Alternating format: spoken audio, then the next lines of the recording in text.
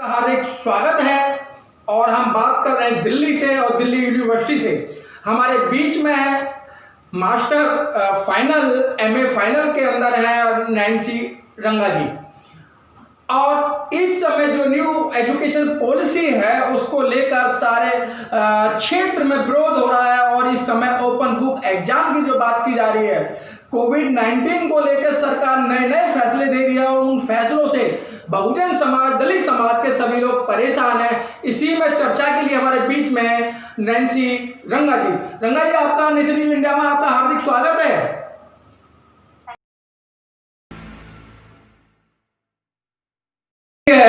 New education policy ये क्या है और इससे क्या नुकसान है? सर देखिए, अभी आज की अगर मैं बात करूं कोविड-19 के चलते हुए, तो अभी यूजीसी का गाइडलाइन आया था कि अभी कोविड-19 के चलते हुए हम लोग एग्जाम्स इतनी जल्दी नहीं करवा पाएंगे, क्योंकि due to social distancing students बहुत सारे हैं और सोशल डिस्टेंसिंग को फॉलो करते हुए एग्जाम एकदम से कराना थोड़ा सा मुश्किल है। इम्पॉसिबल नहीं कह सकते, बट थोड़ा सा मुश्किल है। तो अभी यूजीसी ने अपना गाइडलाइन दिया था, तो उसमें यूजीसी ने काफी सारे ऑल्टरनेटिव्स दिए थे। पहले ई लर्निंग के लिए बोला था कि काफी सारे स्टूडेंट्स का सिलेबस कंप्लीट नहीं हुआ था, जिसको ऑनलाइन मोड पे कराया गया था, जिसमें आप गूगल क्लासरूम, गूगल हैंगआउट और जिसको वेबसाइट, यूट्यूब एक्सेट्रा आप उसमें यूज कर सकते थे, या जूम ऐप भी काफी फीचर्स से यूज किया उसको क्लासेस को करवाने के लिए। तो उसी तरीके से अभी यूजीसी ने ऑल्टरनेटिव लिए, जिसमें एक alternative open book examination, open choosing और आपका असाइनमेंट, प्रेजेंटेशन बेस्ड असेसमेंट्स और एमसीक्यू और ओएमआर बेस्ड एग्जामिनेशन था। तो टीयू ने अपना गाइडलाइन निकाला। टीयू बोलता है कि हम फाइनल ईयर के स्टूडेंट्स का एग्जाम करवाएंगे और उनका जो एग्जाम है वो हम ओपन बुक एग्जामिनेशन करवाएंगे। तो सबसे पहले तो ये समझने वाली बात है कि ओपन बुक एग्जामिनेशन एग्जैक्टली है क्या और ये क्यों करवाया जा रहा है और इसी पे क्यों जोर दिया जा रहा है। अगर यूजीसी ने इसके ऑल्टरनेटिव और भी दिए हैं, तो अभी ओपन बुक एग्जामिनेशन का एक सीधा सा फंडा ये है कि ओपन बुक एग्जामिनेशन के लिए कुछ समय पहले, यानी कि आप लगा लीजिए 1 हफ्ता 10 दिन पहले कुछ मटेरियल अवेलेबल करवाया जाएगा, स्टूडेंट्स को ऑनलाइन करवाया जाएगा और उसमें से आपको सवाल किया जाएगा और उसमें से आपको उसका आंसर देना होगा। तो ये और ओपन बुक एग्जामिनेशन जो होगा वो आपका ऑनलाइन होगा, यानी कि आपको घर बैठे उसका एग्जाम देना है। तो ये तो हो गया कि ओपन बुक एग्जामिनेशन का था। अब ये चीज आती है कि हम इसका विरोध क्यों कर रहे हैं, इसके अगेंस्ट में खड़े हैं। तो हम जो चीजें देख पा रहे हैं कि ओपन बुक एग्जामिनेशन के बारे में बोलना तो बहुत इजी है, लेकिन अगर हम उसको प्रैक्टिकल बात करें तो वो उतना इजी है नहीं। वो इसलिए क्योंकि जो डीयू में स्टूडेंट्स पढ़ रहे हैं वो 80 to 90 स्टूडेंट्स एससी, ओबीसी और बैकवर्ड एरिया से आते हैं, रूरल एरिया से आते हैं, जिसकी वजह से स्टूडेंट के पास आपका प्रॉपर रिसोर्सेज भी इस टाइम पे अवेलेबल नहीं है। स्टूडेंट्स के पास प्रॉपर स्मार्टफोन नहीं है, लैपटॉप नहीं है, नेट नहीं है और आपका स्कैनर भी नहीं है, क्योंकि हमें ये समझना होगा कि ओपन बुक एग्जामिनेशन को लेकर टाइम इन लोगों ने क्या क्या गाइडलाइंस दी है। अगर मैं इनके गाइडलाइंस की बात करूं तो ओपन बुक एग्जामिनेशन जो है आपका वो सब्जेक्टिव होने वाला है। आपका जैसे एनटीए होता है या कोई और एग्जाम होता है उसकी तरह नहीं है कि एमसीक्यू हो जाएगा और आप आराम से उस एग्जाम को दे सकते हो, उस तरीके से नहीं है। आपको पोर्टल से क्वेश्चन पेपर डाउनलोड करना होगा, ब्लैंक शीट पे आंसर लिखना होगा, हैंड रिटन लिखना होगा, उसके बाद उसको स्कैन करना होगा और उसको पोर्टल पे दोबारा से अपलोड करना होगा। तो अगर हम देखें तो ये सारी चीजें स्टेप वाइज आपको इसमें प्रॉपर नेट की जरूरत पड़ेगी, आपके पास नेटवर्क अच्छा होना चाहिए, आपके पास स्कैनर भी होना चाहिए, लैपटॉप भी होना चाहिए और बहुत भी सारी चीजें होनी चाहिए। अभी प्रॉब्लम ये है कि जिस तरीके से कोविड-19 चल रहा है, अभी इसके चलते हुए काफी सारे स्टूडेंट्स का इकोनॉमी भी बहुत ज्यादा बिगड़ चुका है, पैसा इतना है नहीं। तो अगर कोई स्टूडेंट अपने एग्जाम के लिए अगर ये चीजें अवेलेबल भी कराना चाहे तो भी चाहकर वो चीजें अवेलेबल अभी नहीं करा सकता है। दूसरी बात, बहुत सारे स्टूडेंट्स ऐसे एरिया से आते हैं जहाँ पर नेटवर्क ही नहीं आते हैं। फोन में आपका 4G, बहुत सारे लोगों के पास 4G नेट भी होगा, 2G भी होगा, लेकिन उस नेट का क्या फायदा अगर वहाँ पे नेटवर्क ही नहीं आते हैं और आपको एक कॉल के लिए तो बहुत दूर जाकर फोन पर बात करनी पड़ती है। और एग्जाम देने के लिए हर कोई बंदा जाकर कैफे पे तो नहीं रह सकता, कैफे पे जाके उस एग्जाम को दे सके।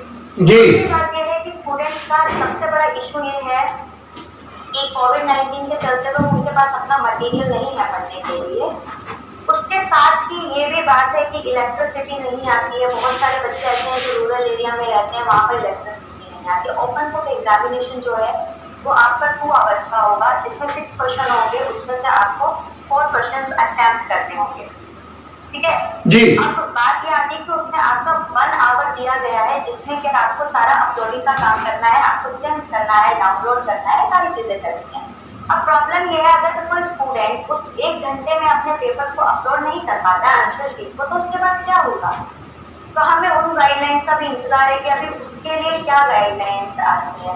अब जहां तक मैं ओपन बुक एग्जामिनेशन को समझ पाई हूँ, तो मैंने एक ऑक्सफोर्ड यूनिवर्सिटी का गाइडलाइन पढ़ा था कोविड-19 के चलते हुए। ऑक्सफोर्ड यूनिवर्सिटी भी इस समय पे अपना ओपन बुक एग्जामिनेशन करा रही है। जिसका मैंने गाइडलाइन पढ़ा, उस गाइडलाइन में क्लियरली एक चीज लिखी हुई है कि स्टूडेंट को अपना ऑन चीजों का अरेंजमेंट करना पड़ेगा, यानी कि चीजें अपने लिए खुद अवेलेबल करानी पड़ेगी, जिसमें उन्होंने एक अच्छा खासा लिस्ट दिया हुआ है। उसमें स्टूडेंट को एक रूम चाहिए है, ऐसा रूम चाहिए जहाँ पर कोई डिस्टर्बेंस ना हो, बिल्कुल पिरियड ऑफ साइलेंस हो। उसके अलावा उसको अपना एक टेबल चाहिए है जिससे उसका लैपटॉप हो और जिससे उसका स्कैनर वगैरह रखा हो।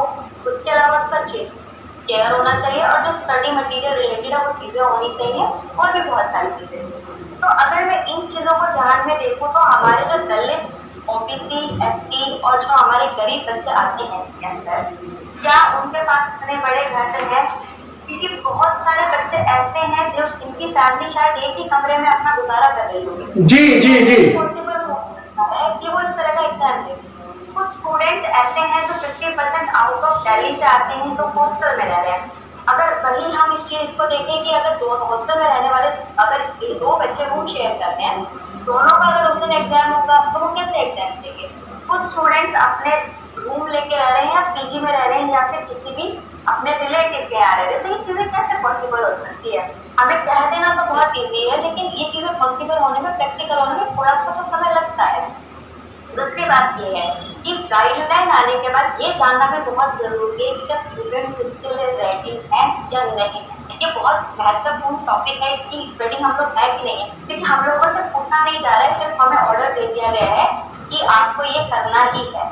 अब इन सब चीजों को हमने नजर में रखते हुए हम लोग इसके अगेंस्ट में गए, तो हम लोगों ने एक अच्छा खासा लेटर फॉर्म किया यूथ फॉर सोशल जस्टिस ने। उसमें हमने सारी जितनी भी हमारी प्रॉब्लम्स हैं कि स्टूडेंट के सामने क्या क्या प्रॉब्लम इसको लेके आ सकती है। अच्छा, इसमें ना एक चीज और भी है कि कम से कम 60 to 70% स्टूडेंट्स ऐसे हैं जिनको स्मार्टफोन फिर भी चलाना आता है, लेकिन उनको लैपटॉप चलाना नहीं आता। मैडम स्टूडेंट ही नहीं, इसमें प्रोफेसर भी है। ऐसे प्रोफेसर भी हैं जिनको लैपटॉप चलाना नहीं आता और नेट नहीं चलाना आता है। चलाना आता, तो फिर वो स्टूडेंट्स से कैसे उम्मीद लगा सकते हैं कि बिना किसी ट्रेनिंग के, बिना किसी पहले इन्फॉर्म किए आप एकदम सडनली एग्जाम हमारा ले लो? तो ये कहीं ना कहीं हम लोगों के साथ इनजस्टिस तो होगा ही ना। और दूसरी बात तो ये भी आती है कि जैसे हम कोई भी एग्जाम देने जाते हैं, तो एग्जाम देते टाइम स्टूडेंट का आईडी कार्ड चेक होता है, और जिस स्टूडेंट ने इनरोल किया होता है, जो स्टूडेंट एग्जाम देने जाता है, उसका दोनों आईडी कार्ड चेक होता है कि स्टूडेंट एक ही है ना। लेकिन ऑनलाइन एग्जामिनेशन में कौन सी क्लियरिटी होगी कि जो स्टूडेंट एग्जाम लिख रहा है बैठ के अपने घर पे, वो वही स्टूडेंट है जो यूनिवर्सिटी में इनरोल है? जी। मेरे भी घर में कोई ऐसा बंदा है, मतलब ऐसा व्यक्ति है जिसने बुद्धिज्म में ही कुछ पढ़ा हो या बुद्धिज्म में अच्छा खासा उसको आता हो, और वो मेरी जगह पेपर लिखते, तो किस चीज की क्लियरिटी होगी कि वो नैन्सी ने पेपर लिखा है या वो और व्यक्ति ने उस पेपर को लिखा है? तो इस चीज का क्लियरिटी हमें कैसे होगा? और दूसरी बात ये है कि जब हम लोग ये नहीं कह रहे कि हमें एग्जाम नहीं देना, हम सिर्फ इतनी सी बात कह रहे हैं कि फाइनल ईयर के स्टूडेंट इतने ज्यादा नहीं है। अगर वो पूरा जुलाई मंथ की लेते हैं सिचुएशन को थोड़ा सा नॉर्मल होने के बाद, और अगर वो थोड़ा थोड़ा करके भी इंस्टॉलमेंट्स में भी अगर स्टूडेंट्स का एग्जाम लेते हैं, तो ये चीजें पॉसिबल हो सकती है। और हम पेन और पेपर से एग्जाम देने के लिए पूरा रेडी है। अगर आप 10th 12th का एग्जाम करा सकते हो उन्हीं के स्कूल में बैठा के, तो आप हमारा कॉलेज का एग्जाम क्यों नहीं करा सकते? डिपार्टमेंट में इतने बच्चे नहीं होते, डिपार्टमेंट के एग्जाम डिपार्टमेंट में बहुत इजीली कराए जा सकते हैं। जी। क्यों नहीं कराए जा रही? यहाँ तो ये बहुत बड़ा षड्यंत्र है कि, क्योंकि देखा जाए तो जो 80 से 90 स्टूडेंट्स आ रहे हैं वो SC, ST, OBC और आपके गरीब समाज से बैकवर्ड क्लासेस से आ रहे हैं। कहने का मतलब ये है कि इस तरह का षड्यंत्र रचा जा रहा है कि इन बच्चों को एग्जाम ही नहीं देने दो या एग्जाम में फेल हो जाए, तो जब फेल हो जाएंगे तो इनका 1 साल खराब हो जाएगा, 1 साल ये लोग पीछे चले जाएंगे, जिनके पास अच्छे रिसोर्सेज है वो आगे निकल जाएंगे। अब इसमें एक चीज का बात और मैं करना चाहूंगी, वो ये है कि इन्होंने ये बोला कि आपके पास 3 आवर्स होंगे जिसमें से 2 आवर्स में आपको एग्जाम लिखना है, 1 आवर में आपको उसको अपलोड करना है, डाउनलोड करना है, बाकी का सारा प्रोसेस करना है।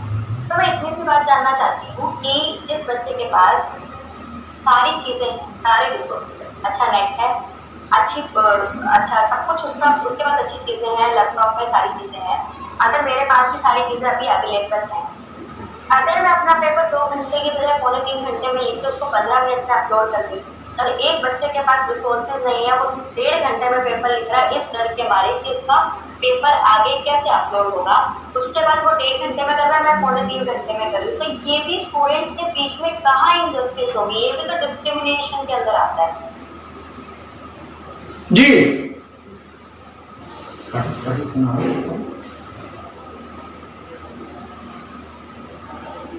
मैडम आवाज नहीं आ रही है? थोड़ी हो रहा, मजाक हो रहा है। जी तो मैडम क्या चाहते हैं, मतलब इस समय जो ये पॉलिसी है, जो ये लगता है कि बहुजन विरोधी और दलित विरोधी पॉलिसी है? बिल्कुल सर, बिल्कुल है। अगर हम इसको इस तरीके से देखेंगे तो बिल्कुल है, क्योंकि ज्यादा से ज्यादा जो लैक ऑफ रिसोर्सेज है ना, वो हमारे ही बच्चों के पास, हमारे बच्चों की बच्चे बहुत मुश्किल से बाहर से निकल के पढ़ने आते हैं, और अभी चीजें उनके पास इतना अवेलेबल नहीं है, ये सारी चीजें कराई जाए या तो सरकार को। और दूसरी बात एक चीज और आती है, ओपन एग्जामिनेशन में वो जो मटेरियल हमें देगी, यानी कि कहने का मतलब ये है, अगर उसमें ये लिखा होगा कि जो ताजमहल है वो आगरा में नहीं है, दिल्ली में है, जी तो हमें वही लिखना पड़ेगा कि ताजमहल दिल्ली में है, आगरा में नहीं है, यानी कि आप उसमें एक जो फैक्चुअल चीज होती है ना, वो आंसर नहीं कर सकते हो, उसमें जो लिखा है ना, आपको वही आंसर करना पड़ेगा। यानी कि वो एक तरह से एग्जाम भी अपने तरीके से कराना चाहते हैं, आंसर शीट में आंसर भी अपने तरीके से लिखना चाहते हैं, तो वो कहाँ से एक प्रॉपर इवैल्यूएशन होगा। नैन्सी रंगा जी, आपको लाखों स्टूडेंट देख रहे हैं, तो आप उनको क्या संदेश देना चाहती हैं? सर मैं उनको यही संदेश देना चाहती हूँ कि अगर अभी हम लोग इस चीज के लिए चुप बैठे रहे ना, तो आगे कैसे होगा। अभी तो सिर्फ एग्जाम की बात हो रही है, इसके बाद क्योंकि मैं इतना मान पा रही हूँ कि ये एक ट्रायल है छोटा सा, अगर ये हल्का फुल्का भी सक्सेस होता है ना, तो अभी जो ई लर्निंग का भी आ रहा है और ऑनलाइन क्लासेस का जो आ रहा है, क्योंकि आगे से क्लासेस भी ऑनलाइन ही होंगी, तो उसका इतना बड़ा डिमेरिट होगा कि एक बंदा जैसे आप ही है, आप यहाँ पे ऑनलाइन बैठ के पूरे देश भर में क्लास ले सकते हैं, जी। तो फिर अगर एक बंदा पूरी एक सब्जेक्ट की क्लास ले सकता है, तो इतने लाखों प्रोफेसर की जरूरत की क्या पड़ेगी। एक तरह से रिक्रूटमेंट भी तो कम हो जाएगा, प्रोफेसर को अपॉइंट ही नहीं किया जाएगा, एजुकेशन सिस्टम बिल्कुल बर्बाद हो जाएगा, जी। उनके पास रोजगार नहीं होगा। तो ये एक सिर्फ पहल है, एक छोटा ट्रेलर है, अगर इसको भी हम लोगों ने मद्देनजर नहीं रखा और इसके लिए भी अगर हमने आवाज नहीं उठाई, एकजुट होकर नहीं खड़े, तो ये हमारे लिए भी बहुत ज्यादा खतरनाक है। जिस टाइम पे खतरनाक साबित होगा तब हम कुछ भी नहीं कर पाएंगे। अभी हम लोगों ने इसके अगेंस्ट में ने एक लेटर फॉर्म किया, जिसको हम लोगों ने नेशनल कमीशन ऑफ SC के पास मेल किया इसको, इसके अलावा NHRD के पास किया, UGC के पास किया और डीन के पास किया, दिल्ली यूनिवर्सिटी के। और एक चीज और मैं नेट पे पढ़ रही थी कि अभी VC की और डीन की मीटिंग हुई थी जी, तो उनकी मीटिंग ना प्रॉपर हो नहीं पाई, वो इसलिए नहीं हो पाई क्योंकि ना इंटरनेट कनेक्शन बीच में चला गया, लेकिन फिर भी हमारे रिस्पेक्टेड टीम ये बोलते कि नहीं एग्जाम को ना ऑनलाइन नहीं होगा। तो मैं उनसे एक सवाल करना चाहती हूँ कि सर जब आप लोगों का मीटिंग भी प्रॉपर नहीं हो पा रहा है कि इंटरनेट कनेक्शन की वजह से, हम दिल्ली जैसे शहर में बैठ के भी प्रॉपर, क्योंकि हमारी जब ऑनलाइन क्लासेस हुई तो इतना ज्यादा इंटरप्ट था नेटवर्क का कि हम प्रॉपर क्लास नहीं ले पाते थे, टीचर का बीच में आवाज चला जाता था, या फिर कोई भी अभी भी हम बात करें तो नेटवर्क रुक के थोड़ा सा दिक्कत करता है। तो जब इस सिचुएशन में हम यहाँ बैठ के कितने प्रॉब्लम में है, तो हम उन बच्चों से कैसे एक्सपेक्ट कर सकते हैं कि जो बच्चा गांव देहात में बैठा हुआ है, जिसके पास रिसोर्सेज नहीं है, दूर दूर तक कैफे नहीं है, वो आपके इस एग्जाम में पार्टिसिपेट कर पाएगा या अपना एग्जाम दे पाएगा। ये एक तरह से बच्चे का, स्टूडेंट का कैरियर खराब करने की बात है। इस चीज को क्यों नहीं समझ पा रही है सरकार? जब वो ये चाहते ही नहीं है कि हम लोग पढ़ें। बहुत अच्छी बात नैन्सी रंगा जी, आपकी नैन्सी रंगा जी जो कि एमए फाइनल की स्टूडेंट हैं और ओपन बुक एग्जाम का बहुत बड़े पैमाने पे विरोध कर रहे हैं। आप ही नहीं, प्रोफेसर भी विरोध कर रहे हैं, दिल्ली यूनिवर्सिटी में आसपास यूनिवर्सिटी के सभी स्टूडेंट विद्यार्थी इसका विरोध कर रहे हैं। बहुत बहुत धन्यवाद। फिर मिलेंगे कल एक नए टॉपिक के साथ में।